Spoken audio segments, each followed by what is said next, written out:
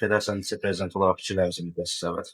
İlk növbədə onu qeyd etmək istərdim ki, artıq məlum olduğu kimi ölkəmiz növbəti mötəbər yarışına ev sahibliyi eləyib və məlum olduğu kimi bir neçə gün bundan öncə dövlət başçımız cənab İlham Əliyevin iştirakı ilə Gəncə şəhərində 3-cü MDB oyunlarının açılış mərasimi möhtəşəm şəkildə təşkil olundu, keçirildi və hazırda da artıq bir neçə gündür ölkəmiz bu mötəbər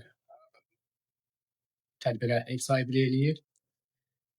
Bundan əlavə onu qeyd etmək istərdim ki, bir neçə gün bundan öncə artıq o da məlum olduğu kimi ölkəmiz FIFA İcra Komitəsinin qərarı ilə 20 yaşadakı futbolçular arasında dünya çempionatına ev sahibliyi edəcək və bu da ölkəmizə olan, dövlətimizə olan etibarın nümunəsidir, göstəricisidir və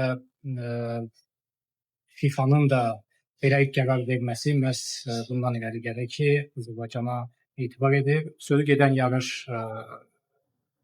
qardaş dövlət Özbəkistanla birlikdə keçiriləcək və əminik ki, hər zamanki kimi dövlətimizin köməkliyi ilə yüksək səviyyədə keçiriləcək. Həmçinin bu turnirdə 3-cü MDB oyunlarında futbol yarışı da var. Məlum olduğu kimi bizim 16 yaşlı komandamız iştirak edir sözü gedən turnirdə və turnirə uğurlu start verdi və bugün final mərhələsinə artıq çıxış edib və finalda Rusiya həm yaşlılarla qarşılaşır.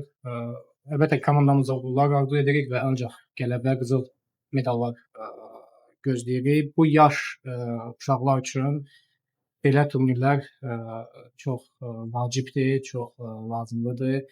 Çünki bu futbolçular gələcəyin futbolçularıdır və belə yarışlarda özlərinin peşəkarlıq səviyyəsini artıra bilirlər və uğurlu nəticə də göstərdikdə onlar üçün gələcək üçün daha böyük motivasiya olur və komandamız ümumi yüksək bir hazırlıq prosesi keçib. AFA rəhbərliyi başda AFA prezidenti Rövşən Nəcəflərovla birlikdə müxtəlif tapşırıqlar olub komandanın hazırlıq prosesi ilə bağlı və komanda hazırlıq prosesinin nəticəsi olaraq düşünürük ki, bugün müsbət nəticə göstərir və finalda da düşünürük ki, qələbə olacaq.